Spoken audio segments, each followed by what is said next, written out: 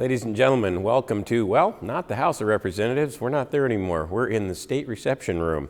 That's because action is picking up on the House of Representatives floor. This is your State Representative, Kerry Condotta, giving you the weekly report. Well, yes, action is firing up over on the House floor. We're there full-time now. We were there late for several nights, including through last weekend, and it looks like we'll be here this weekend, too. A lot of very controversial bills, including one last night that was, I would have to say, one of the most intense debates I've seen here in the 9 years I've been here. This bill had to do with the actual, well, let's say the purchasing of babies. It doesn't sound too good. It isn't too good. In the current law, you can have a surrogate mother for a couple, and you can have a baby for someone else, all by agreement, but no money can change hands. Well, that changed last night, at least off the House floor, with a bill passage that now allows for contractual surrogate mothers with no limits on the prices. Basically, it opens up a cash for babies business.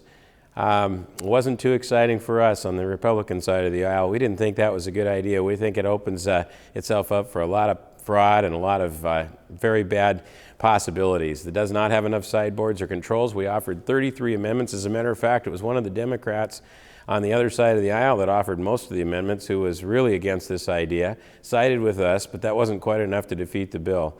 We can only hope that it is defeated later on in the Senate. Just one of the very, very bad ideas that seem to be coming up policy-wise right now. We're seeing more policy than we've seen, and very aggressive policy like that. There's another bill that would recognize gay marriages in the state of Washington. For instance, if a couple went to Massachusetts or some other state that does gay marriages and came back, they would be recognized fully in this state. That opens up some real problems too.